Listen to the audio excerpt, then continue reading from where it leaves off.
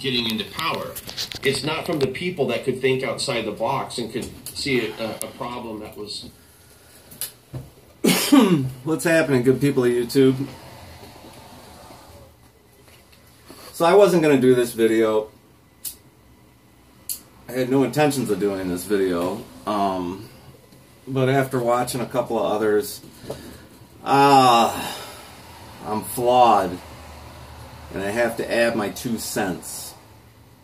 I think I may have mentioned it in a video or two behind and briefly.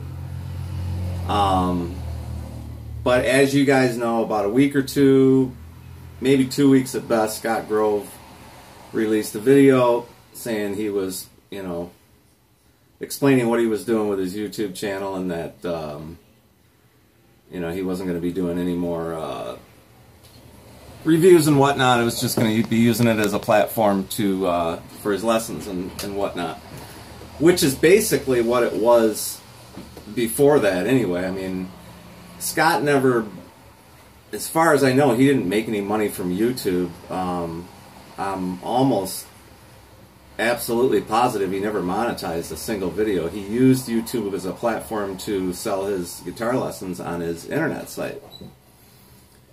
And tried to share some knowledge and did some guitar reviews and whatnot. And the guitar reviews were kind of for his own benefit as well as yours and mine. Anyway, I'm not going to break down Scott Grove's YouTube channel, but you guys have all seen it. So he did a video, you know, announcing that, you know, basically saying goodbye, and saying that he'll pop in from time to time just to say hello. And I saw another couple of YouTube videos.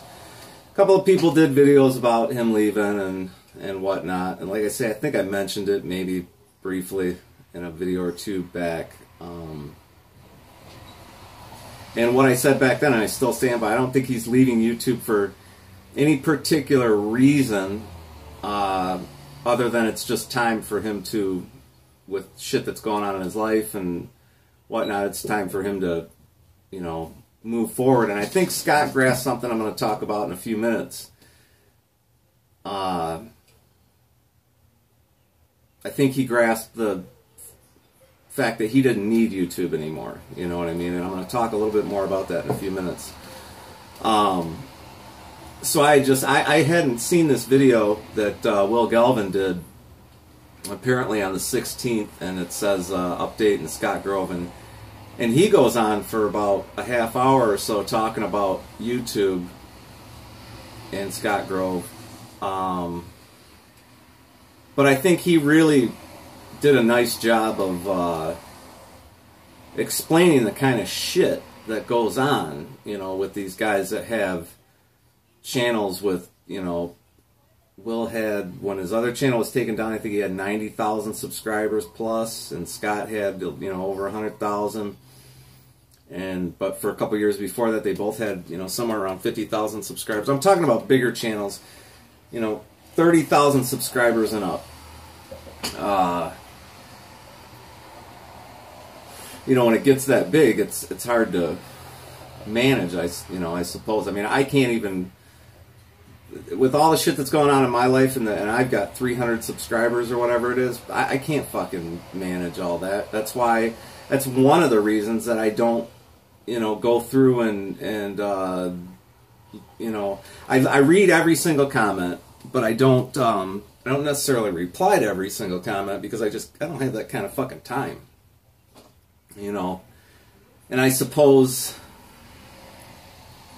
if you're getting paid through monetization, maybe I would make more time for it, but I don't, at this point, I don't see myself ever monetizing my channel, because I don't want to deal with that either, you know. And this channel may very well be gone before I even get to any of that, because this channel was made for my own personal benefit, you know, which is what YouTube basically was.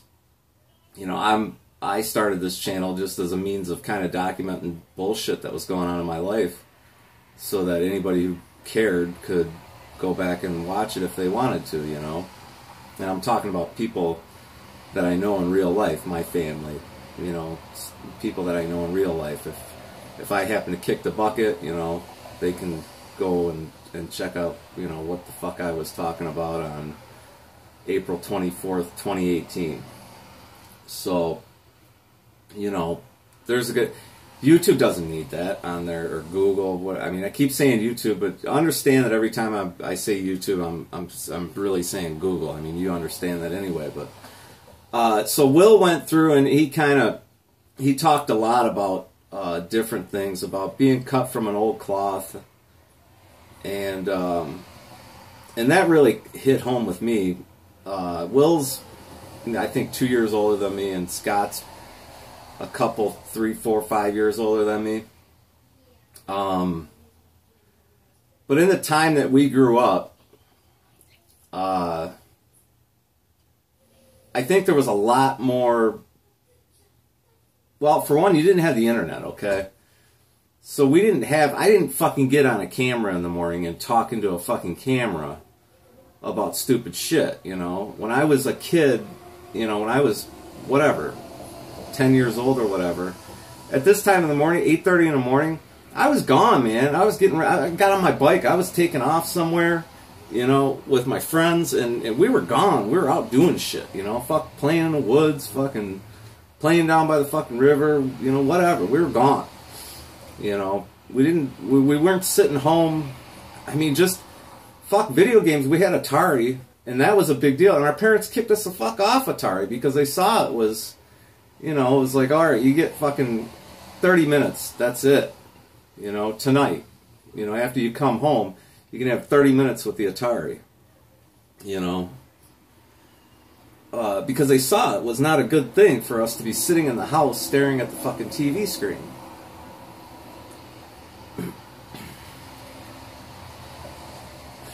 You know, and I watched my parents, you know, we were always taught respect your elders. You know, don't spoke unless spoken to. You know.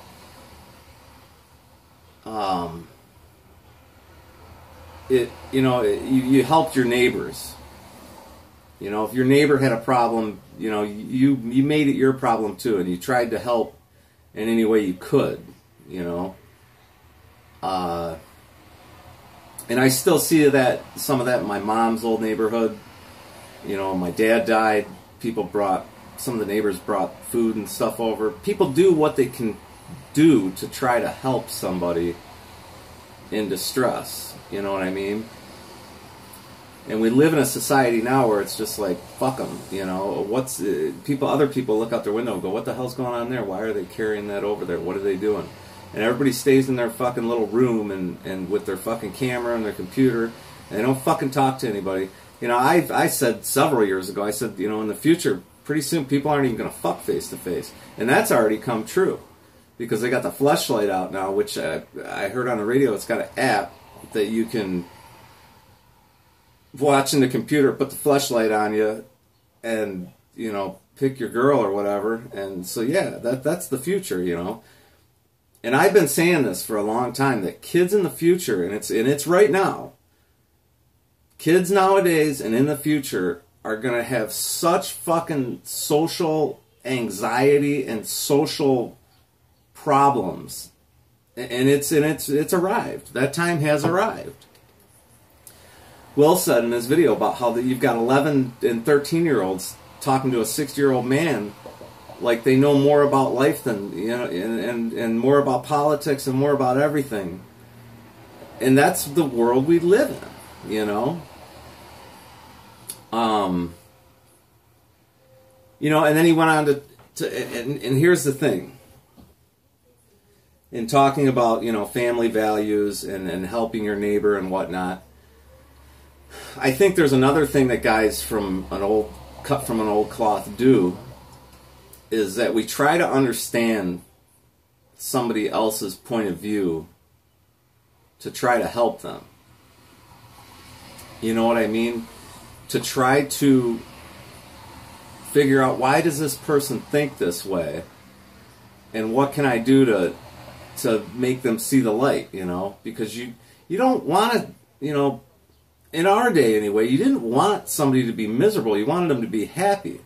And when people showed up on Will's YouTube channel, Scott's YouTube channel, they show up here and they just type in, "You're a fucking cunt," and this and that and the other, and "fuck off," or they type in, so like back in the Tonewood stuff, they would type in stupid shit about this and that and the other, and you know, people like Will and Scott, they were like, "Huh, okay, I see what he doesn't get about this, and I'm gonna, you know, message back."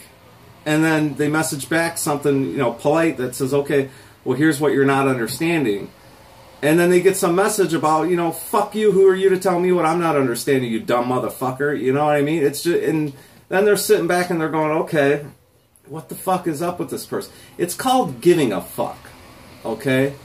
Will Gelvin, Scott Grove, myself, we have a fucking one thing in common, is that we give a fuck. We give a fuck about people. To the point where, it, you know, if you don't watch yourself, these days you have to watch yourself. Because if you give too much of a fuck, you'll drive yourself crazy with it. You'll drive yourself fucking insane with it. And then there's a point where it's just, you know, I could just imagine having 50, 60, 80, 100,000 subscribers and all this shit coming to you at once, and these guys read all their comments. And you can see right now, I mean, Will's got his channels up now, but you can see the dude's fucking stressed out. He's gonna fucking snap. You know, and he's trying not to. I mean, I should probably put that differently. He probably won't snap. He's smart enough not to. But all the shit, I just had a comment this morning about Will, and they said, "Oh, he had it coming. He's a fucking miserable son of a bitch," and this and that and the other. And it's like, no, he didn't have it coming. You made him a miserable son of a bitch, okay? You brought this on him. You could have fucking left, okay? Somebody else that did a video was Philip McKnight. And I just watched it a few minutes ago, and I don't like Philip McKnight. The only reason I watch it because I did a search on Scott, and in a forum, one of Philip McKnight's videos came up. I don't like Philip McKnight. He's not for me. That doesn't mean he doesn't have a good channel and he doesn't have good things to say. He irritates me, okay? Not everybody in life is going to, you're not going to be into everybody. I'm not saying Philip's a bad guy. I think he's probably a great guy, but he's just not for me. So I'm not a fan of his channel. But I don't go to his channel and say, "Hey, you bald fuck," you know, and leave some stupid ass fucking comment. I just realize he's not my fucking cup of tea, and I just leave it be. Another one is the Tone King. I can't stand the guy. It's not because he's a bad guy. He's probably a fucking great guy. He's just not for me, okay? I go to his channel, and you know, occasionally I'll put on a Tone King video, and I probably make it about a minute and a half into the video, and I'm done. I've had enough. And that doesn't mean this dude has fucking amplifiers stacked up behind him. You think there's not knowledge through all his equipment and everything? There's a reason he calls himself the Tone King, because, you know, obviously he's interested in tone and different tones of amplifiers and guitars and whatnot. Dude, obviously, he's been on YouTube forever. He obviously has huge knowledge, but he's just not for me. His personality irritates me, okay? But I don't go to his channel and say, "Hey, you fucking dumbass fucking Tone King, you stupid fucking cunt," you know? I don't do it. Because why would I do that? Just because I don't like the guy? Dude, I run into fucking, I can't even tell you, hundreds of, probably thousands of people that I worked with over the years. Couldn't fucking stand. But I had to work with them. If I wanted to survive, wanted to fucking eat, I had to go to work every day, right? And deal with these people. And, you know, you've got to find a balance in that.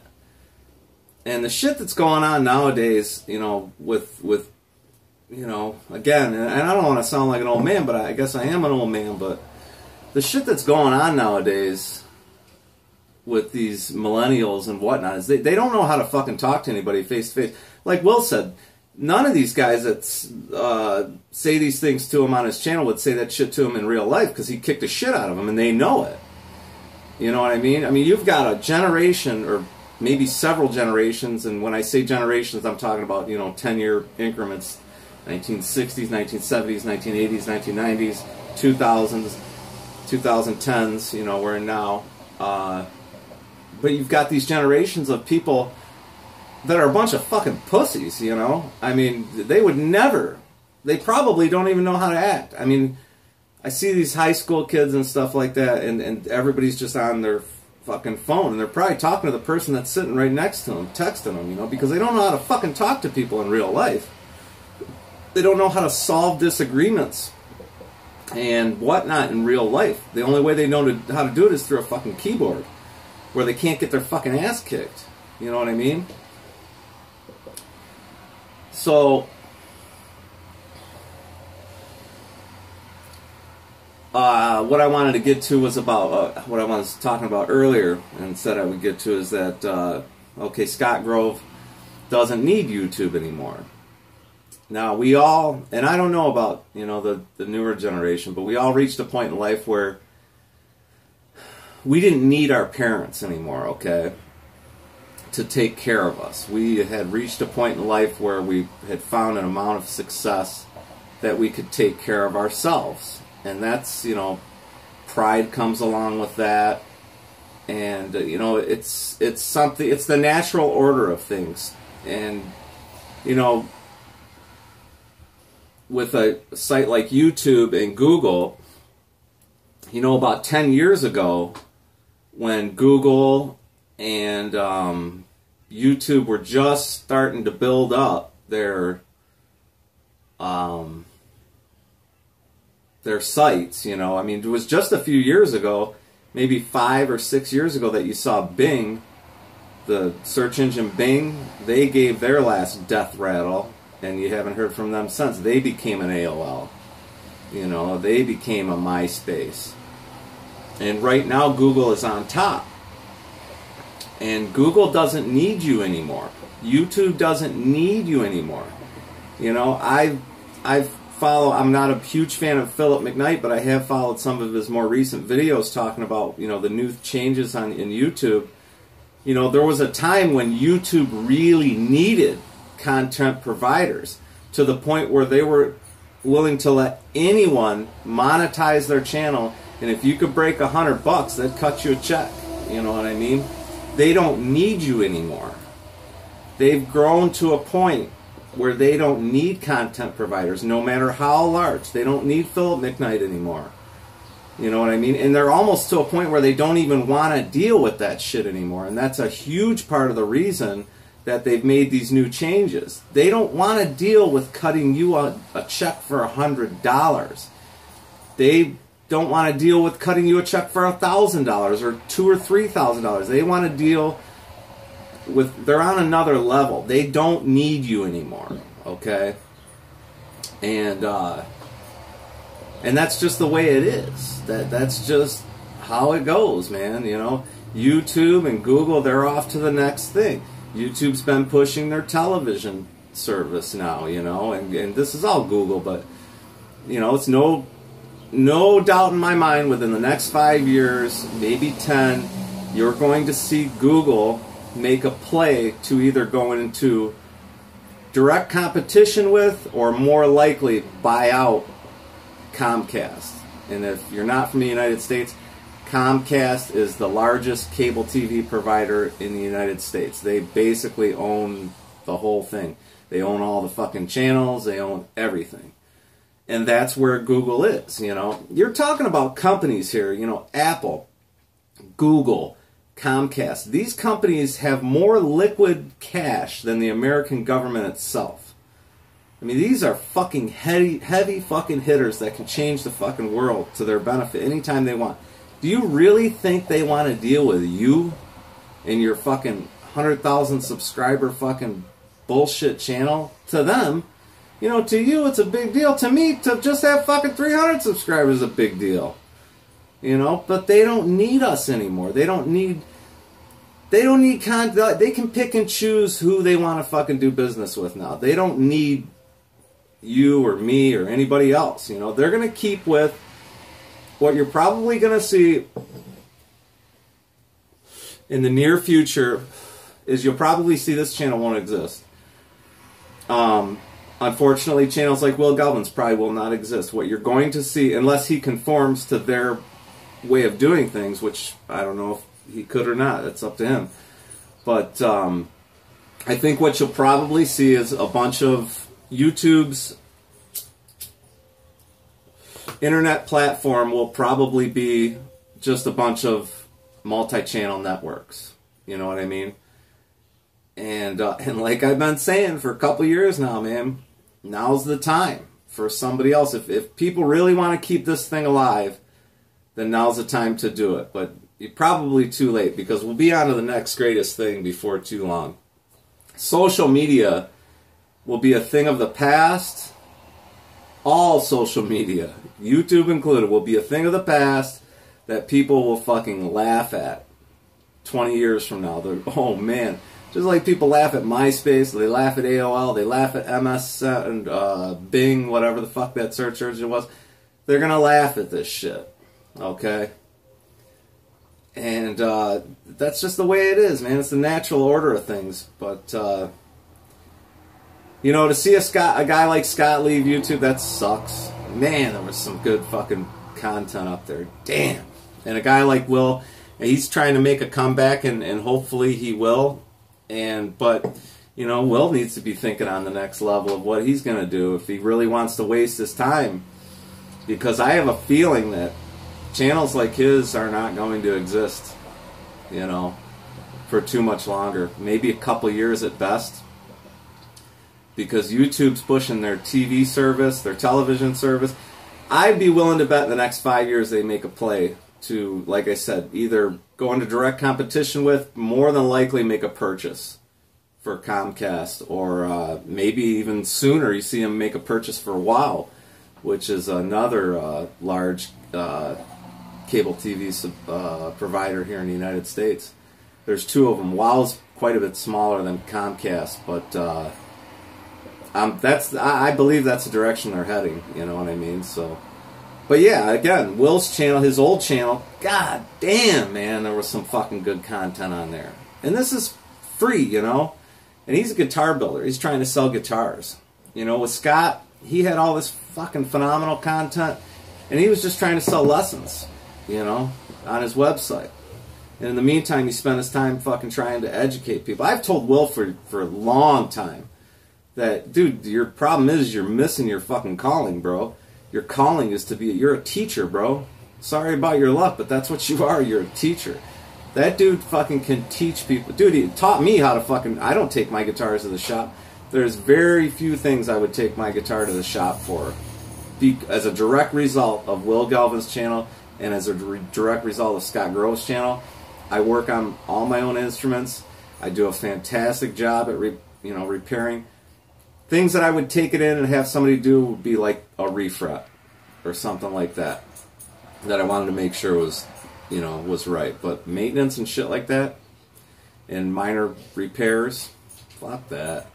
I have the knowledge. I was given the knowledge for free by, you know, these two channels on YouTube. So I think that's it's a goddamn shame that that's going to be a thing of the past. So anyway, that's my 2 cents on things. I hope you guys enjoyed it. Let me know what you think in the comments section. All that good stuff. Will Gelvin, I'm glad to see you getting back up on your feet. And Scotty, I hope you enjoy all the rest of your days. And both you guys, I appreciate all the content that you have brought forth to all of us here in the guitar community. So we'll see you next time. Peace.